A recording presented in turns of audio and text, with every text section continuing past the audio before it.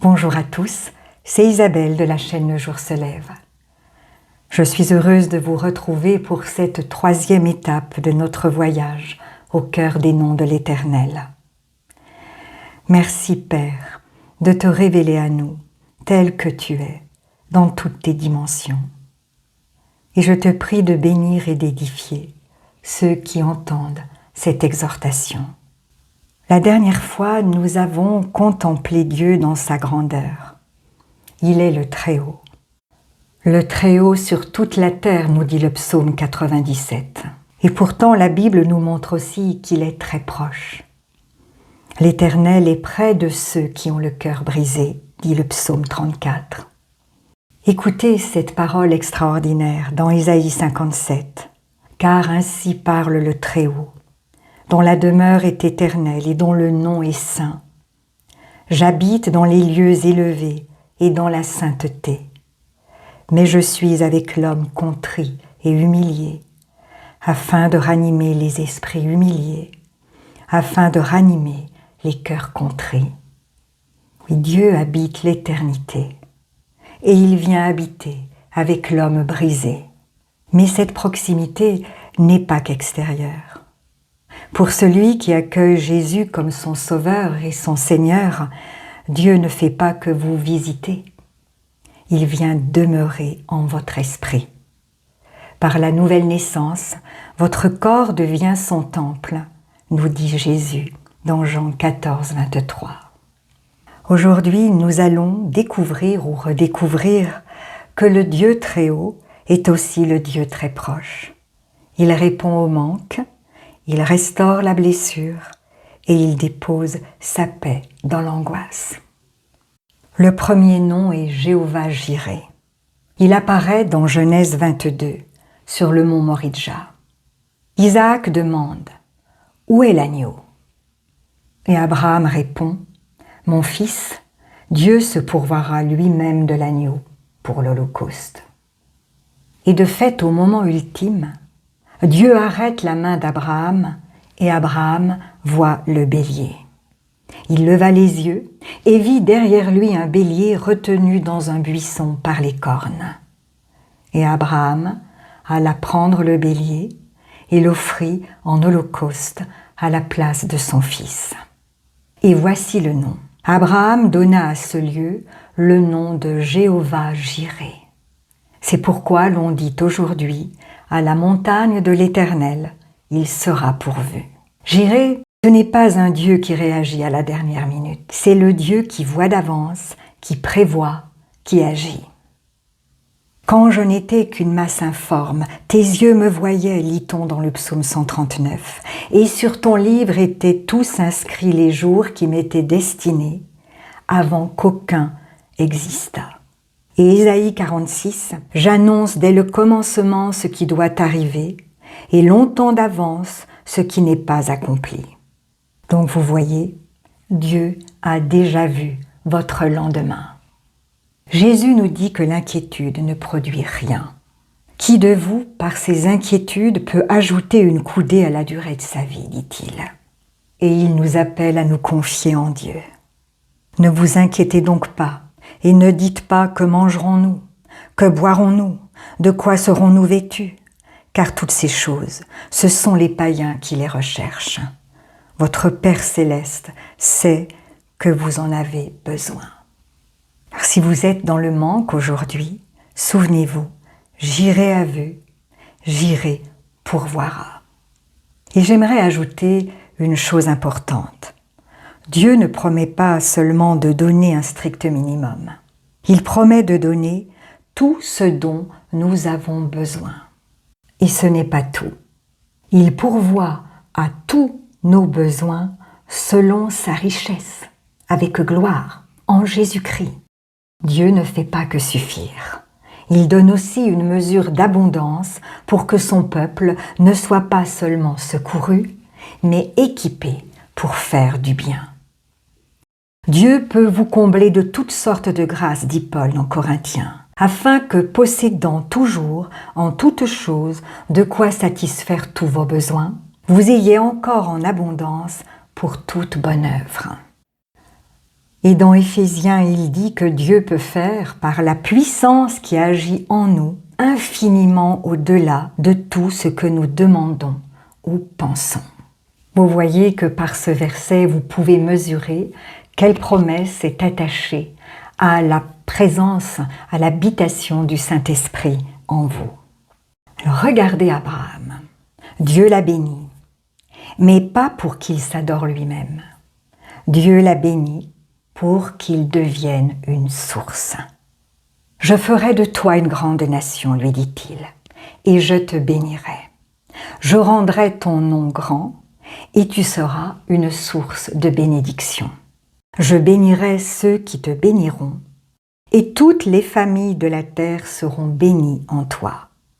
Donc oui, Jéhovah Jireh pourvoit, et il peut pourvoir largement, mais avec un objectif, que vous soyez une source, pas un puits sans fond. » Et ici, je dois préciser, pour rester fidèle à toute l'Écriture, que la Bible n'enseigne pas une prospérité qui ferait de Dieu un distributeur de luxe, ni une foi centrée sur le confort.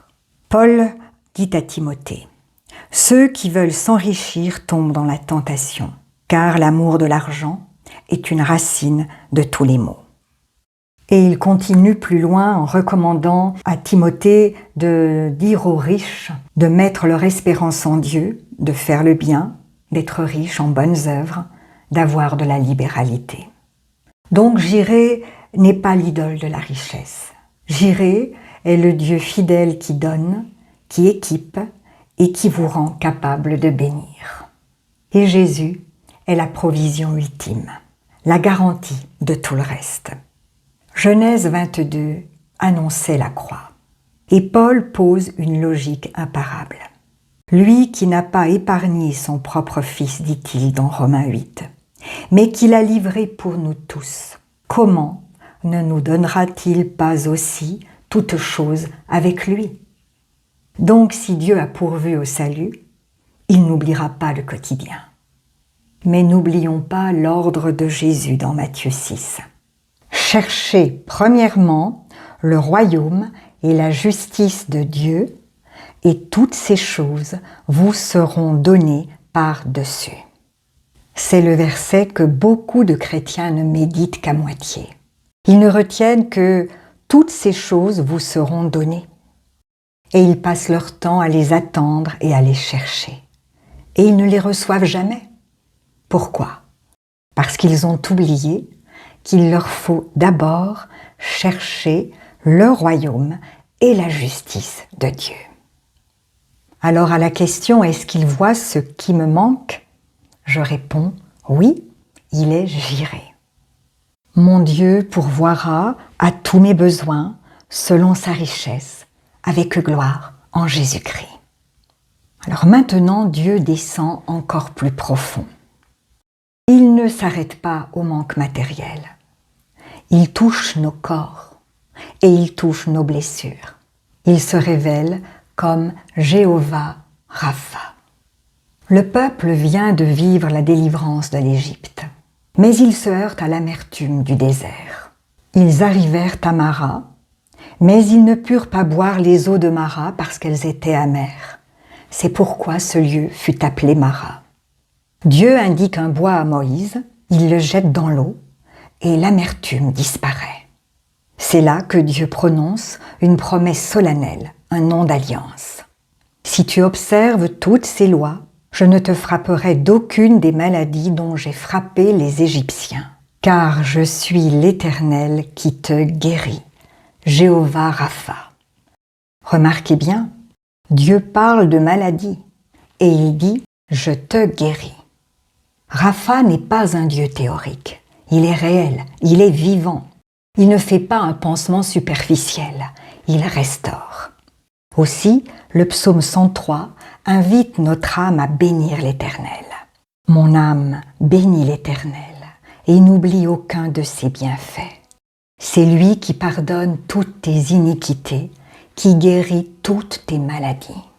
Ce verset est puissant, car il lie indissociablement le pardon et la guérison. Dieu ne vous sauve pas à moitié, il ne vous restaure pas à moitié. Il envoie sa parole pour nous guérir, Rapha, et nous faire échapper de la fosse. Psaume 107, 20. Oui, Rapha s'occupe du cœur brisé. Mais aujourd'hui, je veux que ce soit limpide. Rapha guérit les corps. Jésus est Jéhovah Rapha, manifesté en chair. Son ministère n'avait aucune ambiguïté. Il parcourait la Galilée en guérissant toute maladie et toute infirmité. L'Évangile relie explicitement ces guérisons à la prophétie d'Ésaïe.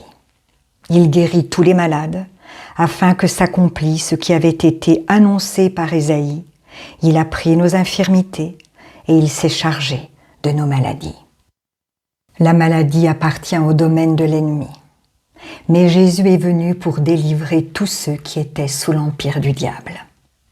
Voici le cœur du message. L'acte médical suprême de Dieu, c'est la croix. Ésaïe écrivait « C'est par ces meurtrissures que nous sommes guéris ». Et Pierre, lui, nous dit « Par les meurtrissures duquel vous avez été guéris ». L'apôtre Pierre le confirme au passé composé, comme une œuvre déjà achevée. Écoutez bien, la foi biblique n'est pas de nier les symptômes. Si Dieu guérit les maladies, c'est qu'elles existent. Mais voici la différence. La parole de Dieu est plus vraie que ce que je ressens, et plus haute que ce que je vois. Nous marchons par la foi, nous les chrétiens, et non par la vue. Le médecin observe un état à un instant T. Nous respectons le diagnostic, mais nous refusons d'en faire le dernier mot. Car rien n'est étonnant de la part de l'Éternel, comme le proclame Jérémie. Le symptôme est un fait, la parole est la vérité. Honorer la croix, c'est croire ce que Christ a accompli. Il est écrit que ces meurtrissures ont payé un prix. Que Dieu soit reconnu pour vrai et tout homme pour menteur, nous dit Romains 3, 4. Je refuse de donner aux symptômes une autorité supérieure à la parole. Je donne le dernier mot à Dieu. La Bible nous donne une pratique concrète. Quelqu'un parmi vous est-il malade, dit Jacques, qu'il appelle les anciens. La prière de la foi sauvera, sozo, le malade, et le Seigneur le relèvera. Sozo signifie sauver du périssement, guérir, redonner la santé. Et Jésus a promis, ils imposeront les mains aux malades et les malades seront guéris. Qui sont ces « ils » ?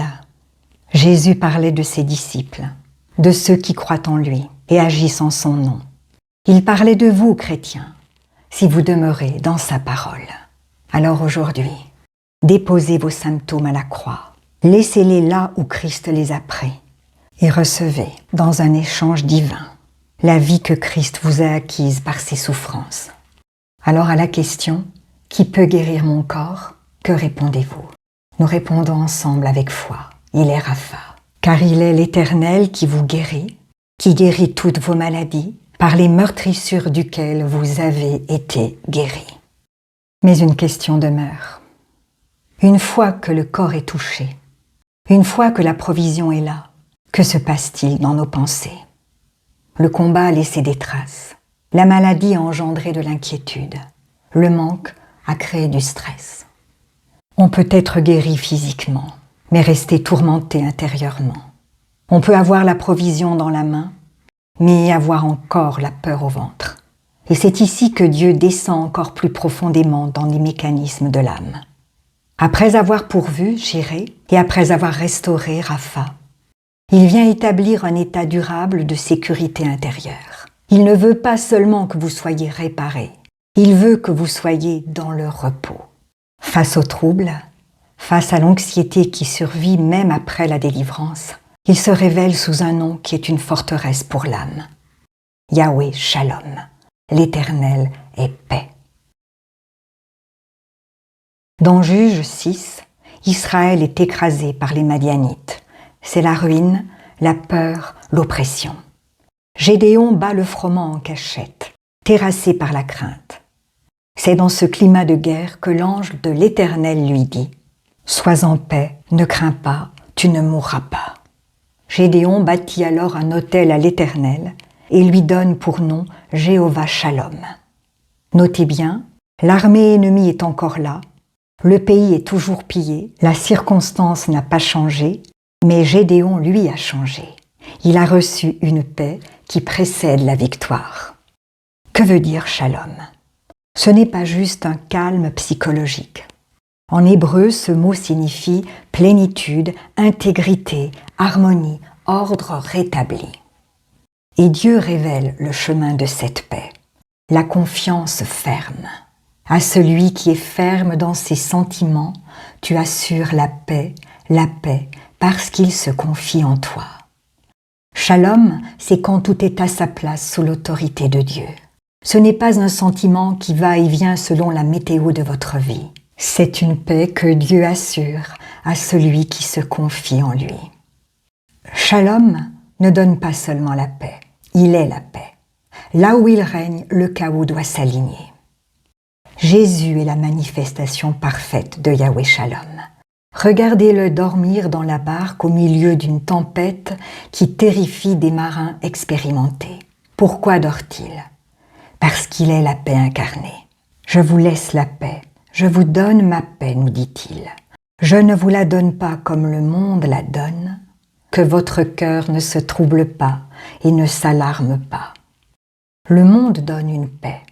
Si tout va bien, si j'ai de l'argent, Jésus donne une paix malgré la tempête, malgré le deuil, malgré l'épreuve. À la croix, il a payé le prix pour notre paix. Le châtiment qui nous donne la paix est tombé sur lui. Vous ne trouverez pas la paix en attendant que toutes les circonstances soient parfaites. Si vous attendez que tous vos problèmes soient réglés pour être tranquille, vous ne le serez jamais. La paix n'est pas l'absence de bruit, c'est la présence de Dieu au milieu du bruit. Et la parole vous donne une promesse très précise. La paix de Dieu qui surpasse toute intelligence gardera vos cœurs et vos pensées en Jésus-Christ. Si votre intelligence ne comprend pas comment vous pouvez être en paix alors que tout s'écroule, c'est normal. C'est le shalom de Dieu. Il ne se justifie pas par la logique. Il surpasse toute intelligence. Il ne s'explique pas. Il se reçoit. Il y a une vérité glorieuse que vous devez saisir. Si vous êtes né de nouveau, le Saint-Esprit habite en vous et il ne vient pas les mains vides. La paix est déjà là. La paix fait partie du fruit. Elle est une réalité spirituelle déposée en vous. La paix est à votre disposition comme une réserve inépuisable. Le problème, ce n'est pas l'absence de paix, c'est sa libération. Il ne s'agit donc pas pour nous chrétiens de demander la paix, mais d'apprendre à la laisser régner et garder vos pensées. Alors, elle passera de votre esprit vers votre âme, vos émotions, vos pensées. La foi est le robinet qui libère le fleuve de paix déjà présent à l'intérieur de vous. Mais comment maintenir ce fleuve au milieu de la tempête? La promesse le dit, la paix est assurée à celui qui est ferme dans ses sentiments, parce qu'il se confie en Dieu. Regardez bien ce verset. À celui qui est ferme dans ses sentiments, tu assures la paix, parce qu'il se confie en toi.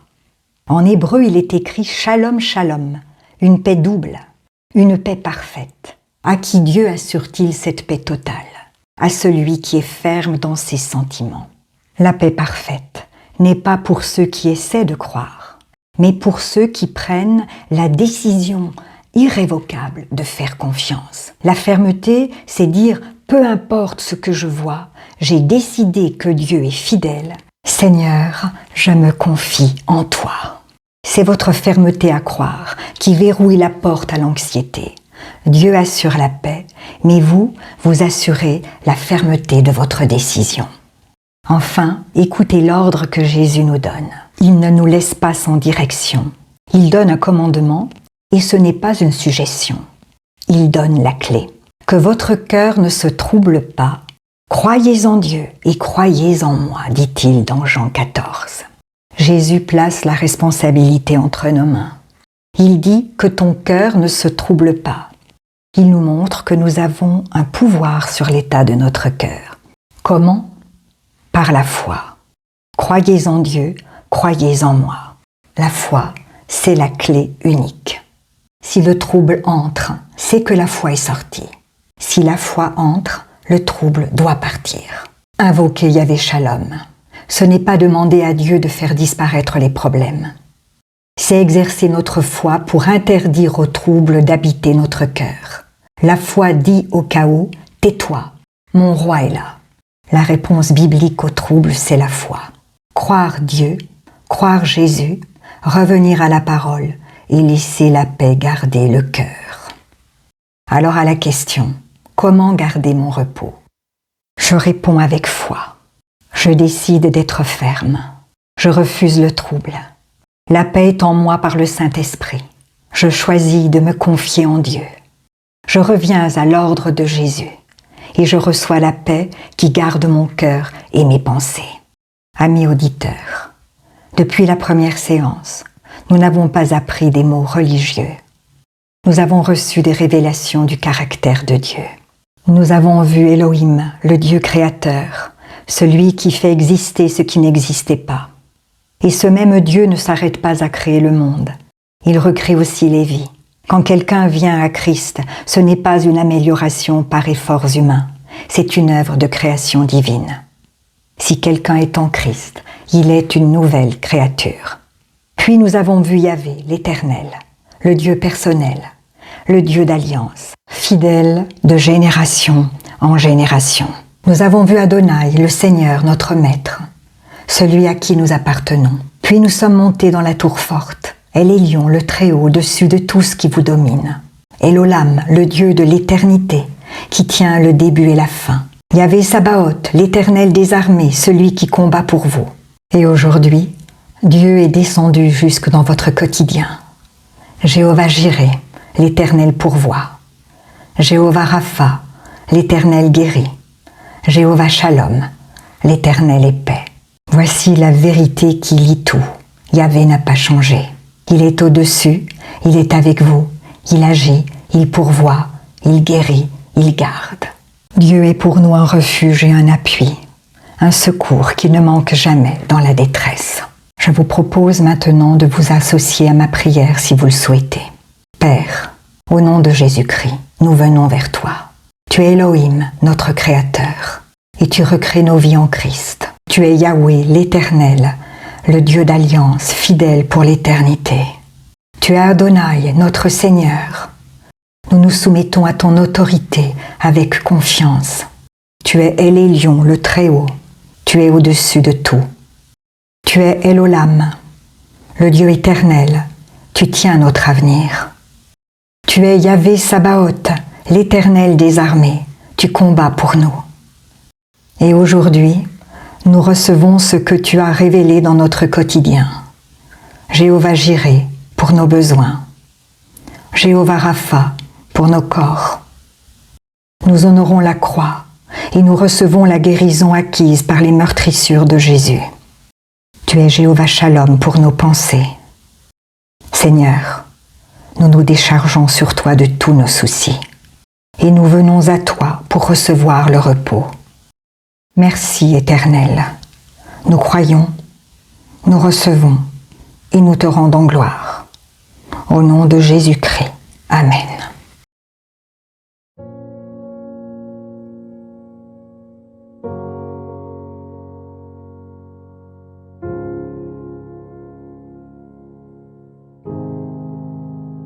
Si la parole de Dieu touche votre cœur, ne l'endurcissez pas. C'est Jésus qui se manifeste. Il vous dit, « Voici, je me tiens à la porte et je frappe.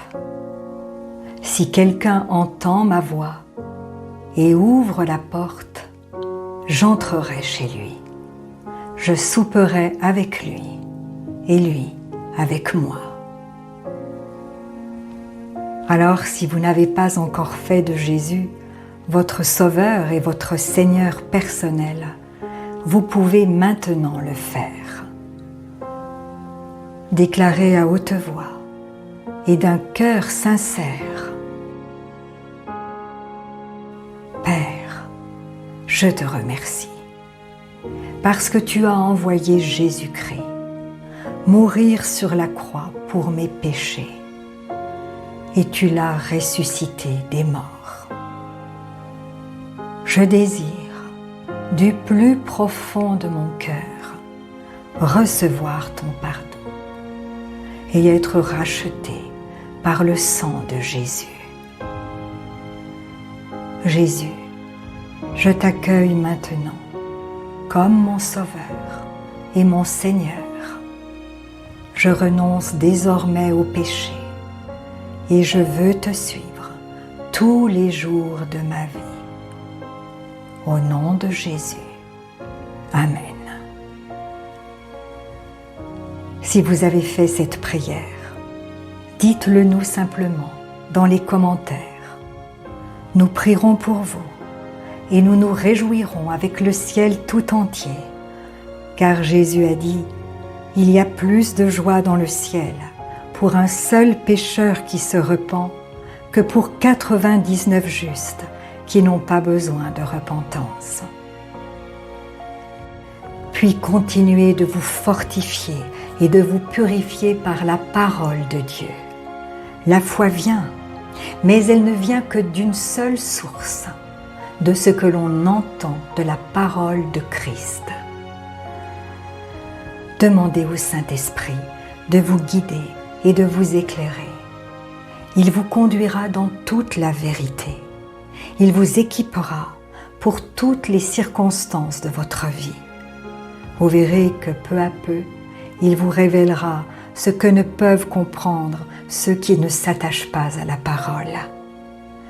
Car l'homme naturel n'accepte pas ce qui vient de l'Esprit de Dieu. C'est une folie pour lui, et il est incapable de le comprendre, parce que c'est spirituellement qu'on en juge. Et ne restez pas seul. Trouvez une assemblée qui se nourrit de la parole et y est fidèle. Et s'il n'y en a pas autour de vous, demandez au Saint-Esprit de vous faire rencontrer des frères et sœurs qui, comme vous, ont le désir de connaître Jésus plus profondément, de l'aimer et de le servir tel que lui le désire. Et soyez vigilants dans les enseignements que vous recevez, car Jésus nous a avertis. Plusieurs faux prophètes s'élèveront et ils séduiront beaucoup de gens. Et en toute chose, faites une confiance absolue au Seigneur et vous serez richement bénis.